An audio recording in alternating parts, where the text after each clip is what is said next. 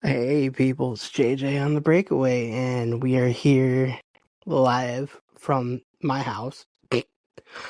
And we're just hours or a day or so removed from, what was it, a 4-0 Dallas Stars loss. 4-0. And this coming after the Stars went to overtime 2 games before. So, oh, by the way, the 2 games that they went overtime and they won to take a 2-1 series lead. And game 4, they just kind of didn't show up.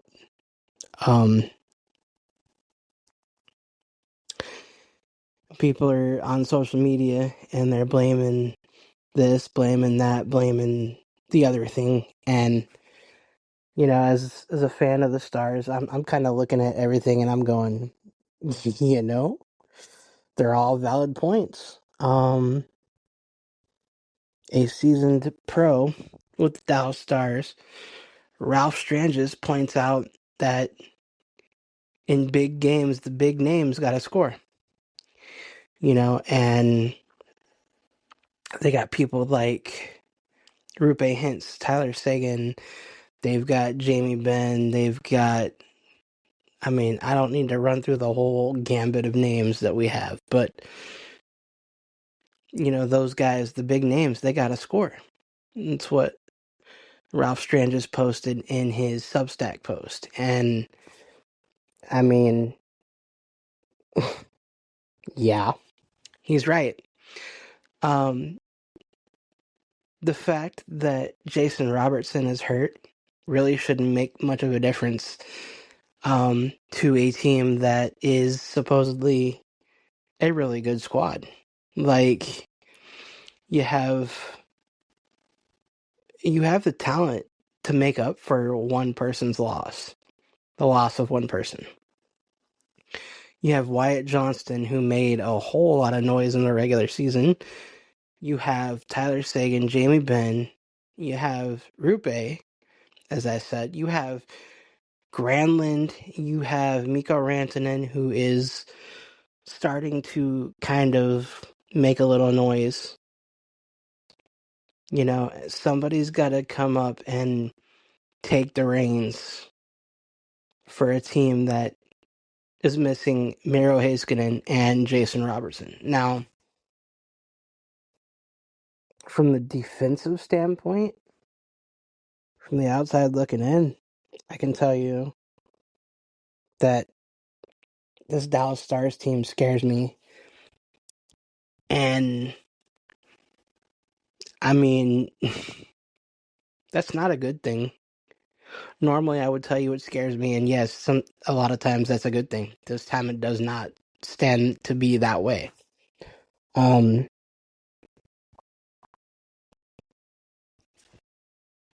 have Matt Dumba, you have Esa Lindell, you have Cody Ceci. All those guys back there should be pulling their own weight. And again, going back to the Jason Robertson thing, it shouldn't much matter who is hurt on the back end either. And it's a glaring weakness that they have Robertson and Heiskanen out. And,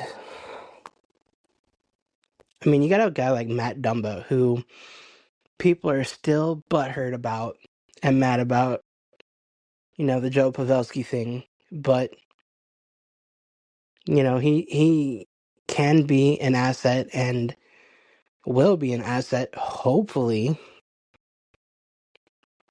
here in the days to come, if you put him in and let him play.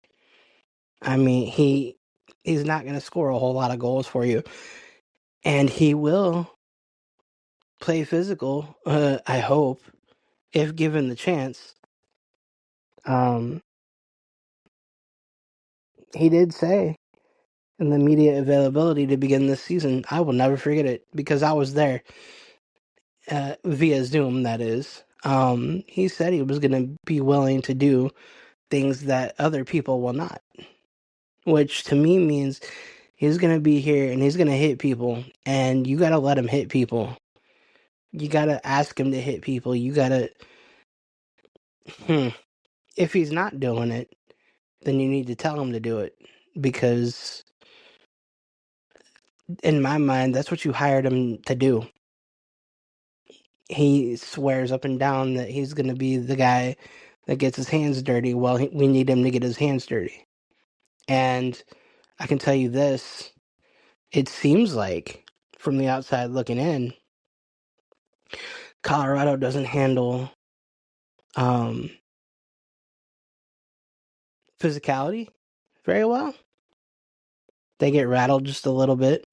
They're a strong team, but they're built on speed and outchanging the opponent. If the last game isn't obvious in that regard, then I urge you to go back and watch it again, because they outchanged the Stars and they skated circles around them. And in my mind, the Stars were missing the physicality part of it.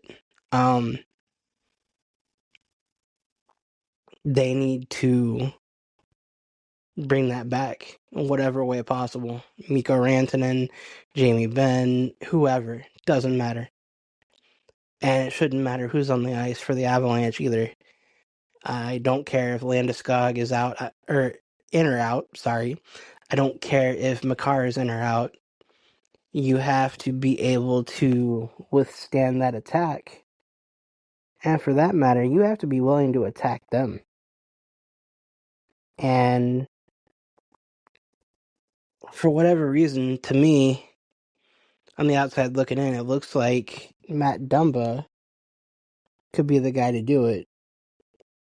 It's just a matter of getting everybody else on board to do it. And that's just it too. Like, if you get the whole team on board to hit people and not just, this is going to sound awful Texan of me, but I'll say it anyways. You can't just let them run around like wild horses, or wild chickens with their heads cut off. Give them a reason to be physical, or give them permission to be physical is what I meant to say. Just change something. Because you took Matt Dumba out, and for whatever reason, they didn't play physical enough the last game, or didn't seem to. Defense, I believe, hung Jake out to dry, and they did end up pulling Jake, which, I can't speak as an athlete for obvious reasons. I don't like broadcasting this, but, I have studied sports. I still study sports because I am handicapped. And, so in that regard, I don't really know what it does to confidence, but I can tell you, if it was me and, my team wasn't playing in front of me, and whatever the case, I ended up getting pulled for risk of injury or whatever else, I think my confidence will be shaken. My confidence will be shaken in myself. My confidence will be shaken in my teammates. And if I'm on Colorado's side of things, I'm seeing that as a weakness. Okay, we chased Jake Ottinger out of the net. Okay, they, for whatever reason, decided they didn't want to play physical enough. Okay, the defense is so shaky that we can post up to 50 shots on them. Or about 50 shots on them. If I'm Colorado, I'm looking at that and I'm thinking it's a cakewalk. Just being honest with you. And When I look at how Dallas handled the last two games before game 4, I know they can do better. I know they can out-hit Colorado. I know they can outshoot Colorado if they wanted to. But they got a guy like Cale Makar and Landeskog and just a whole slew of other people.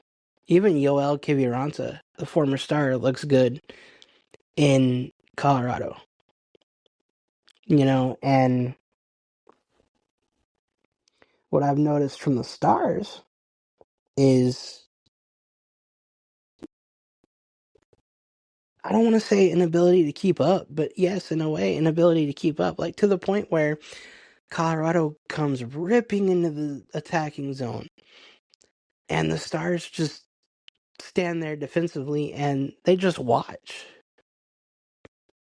Maybe I'm not seeing enough attack from them on the defensive side of the puck either. I don't know. It's a lot easier to describe when it's live and in my face. But bottom line is they don't attack the puck enough, in my humble opinion. They attack the guy.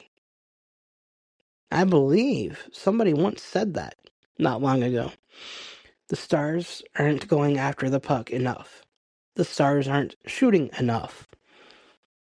And I don't know what needs to change to make that change. I just hope it does. Because we're just hours away from game 5 at this point. And I'm back to wondering, what in the world am I going to expect? Or what should I expect, I meant to say. And I can tell you this. I'm expecting more disappointment. That is not to say that I'm not a fan of this team. I do love this team. You can ask some people that I talk to halfway across the freaking country. I probably talked their ears off about this team. And it just breaks my heart that for whatever reason, they can just flip a switch. They can decide whether they want to play or not. And now look, I'm not saying that they're not a good team. I'm just saying they need to quit messing around. They need to figure out how to beat Colorado like they did the last couple of games before the 4-0 blowout. And they need to do that again. Because it doesn't matter if it's regulation or overtime in playoffs. A win's a win. And now you have, 3 games left? Yeah. Math. Hey, look at that. 3 games left. They have to win 2 of the next 3. And I can tell you, if they brought the same amount of effort they did prior to game 4, I think they beat Colorado. I genuinely do. It's just, what are they willing to bring to the ice? DeBoer says, if you would have told him, this is paraphrasing, by the way. DeBoer says, if you would have told him at the beginning of the season that he would have been tied with Colorado in the playoffs, he would have been happy with that. And again, purely paraphrasing what he said. That I don't know what to think about that. Why would you have been happy? I mean, you have the talent to beat them. In the regular season, they showed you how good they were. They outchanged you. They did a lot of the same stuff they did in game 4 of this round of the playoffs. They don't change their game plan. So, What in the world happened to get shut out? What kind of adjustments are going to be made? I'm excited to see what kind of adjustments are made. And at the same time, I'm very pessimistic about it. I won't lie to you. I don't believe they're going to make any adjustments at all. Because, well, the formula with which they approach the game has brought plenty of success. So they're probably looking at it going, okay, a few tweaks here, a few tweaks there. We're good to go. We'll see. He does make a good point, though, when he says that we shouldn't be mad about being tied with Colorado 2-2 in the series. That's a very good point, because Colorado's been known to skate around them in circles and kind of leave the Stars going, what the heck just happened? I just wish the shoe was on the other foot for this team. And I wish that they would skate circles around the opponent. I wish they would shoot more. I wish they would hit more. I wish they would get a little stronger on the back end. I mean, they lack some serious defense. And I'm not trying to slam the team at all. You know, as if I see them on the ice every day at practice and whatnot. I don't. But I know that there's something there that's missing. And it could be, again, what Ralph said, Ralph Stranges, in his Substack post. It could just be just wanting to do it. Like, you gotta shoot more. You gotta want it. And with the way the Stars are, yeah, they're fast and everything, but they're missing Miro Heiskanen and Jason Robertson, and it definitely shows that those two are missing. I never thought it would be a make or break scenario for their season. I figured they had the talent, and they knew they had the talent to move forward and push through anyways. And yeah, they have. Miro Heiskanen is on his way back. I don't know when he'll be back, but it's being said it's going to be within the next couple of games. So yeah, that'll be good. But they need to figure out how to act like missing one or two players doesn't hurt them.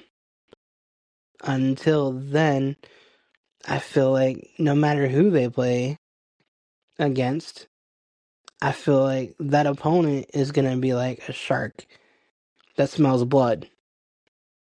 Oh, two of the best players are hurt. And that means they're weak. No, it shouldn't mean that at all. It should mean everybody on the ice is going to work harder to win. And, well, just be better. Like, come on, man.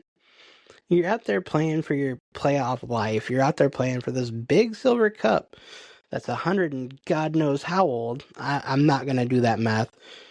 I'll look it up on Google and I'll tell you next show. I don't really, that's not the point. But you're playing for that big 100-year-old trophy that you dream of. You know, you need to bring something more to the ice. And by the way, while we're on the subject of bringing more, I don't think Coach DeBoer could do anything more in terms of coaching himself to make this team better. This team is really good. This team is set for a while. This team has Mikko Rantanen for 8 freaking years. What? Mikko Rantanen. Look at his resume. Stanley Cup champion.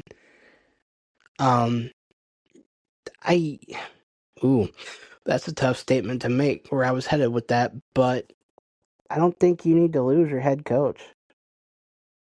I think a little bit of changes around him might need to take place. I think you're going to be weak on defense. Um, you're definitely not weak on forward depth.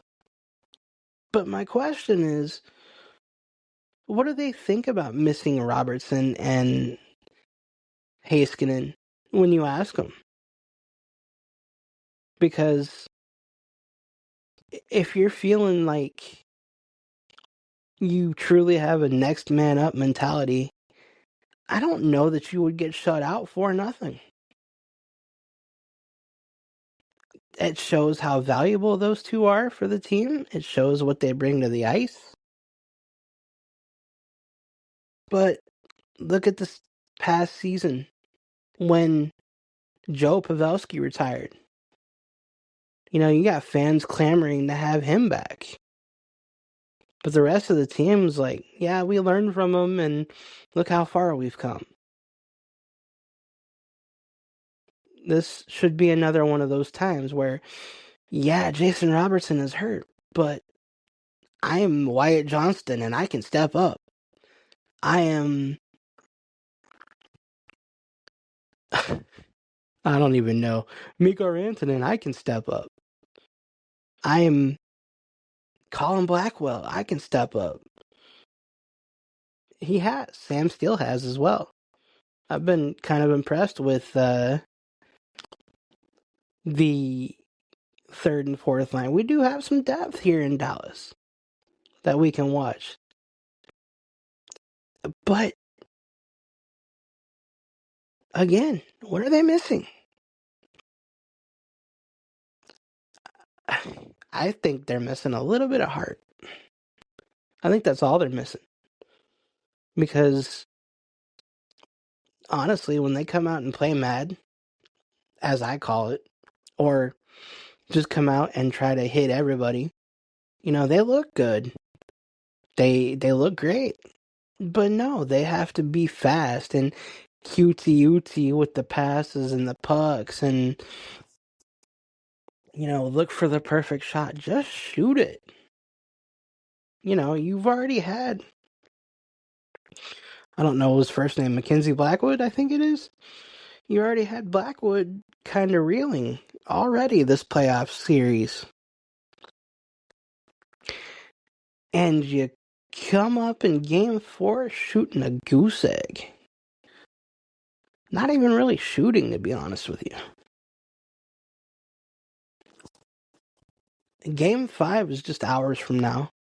Just hours from when this episode is released. And I am worried. Very worried. Because if Colorado can take a lead on this series, they may actually have a stranglehold on it and put the Stars down for good. I mean, that 4-0 blowout's what showed that to me. It's what made me realize Stars still got some work to do. Stars got to do something. Something needs to change. It's not a back to square one sort of thing. It's a what did we do the last couple games that actually worked sort of thing. And in my humble opinion, man, you got to be more grimy than you are. You got to be more down in the trenches, just outworking them. They want to outchange you, so you need to be knocking them down. They want to out hustle you, so you need to be standing in their way. I mean, I'm sitting here watching from home, and it's just like the last couple of games that you pulled the physical style. Look what you did. You took it to overtime, but yeah, you won. And it, whether this thing is done in 6 or 7 remains to be seen, obviously. But I think the Stars can win it in 7. If they just... Well, it could be just that simple. Just do it. Decide that you want to play and play. Decide you want to hit somebody and hit them. It's pretty clear to me that reputations for players is something that the referees, and yeah, I'm struggling to say this, reputations for players is something that the referees kind of hold close. Oh, look, Mason Marchment kind of looked at a guy. That's an exaggeration, but due to his reputation for committing penalties, nefarious activities, if you will, he's going to get looked at a little bit stronger. Just him as an example. Not trying to single anybody out. So, with that in mind, you better freaking behave. And just hit. Hit cleanly, though. And again, though, that seems to be how you rattle their cage, is to play a more physical style. They seem to be, I'm not going to say a bunch of pretty boys, because they're not. But if you hit them, you're going to catch them off guard. I don't really know if this team has that in them. I mean, they won the last 2 games, and they've come out swinging. Except for Game 4. Game 4 was...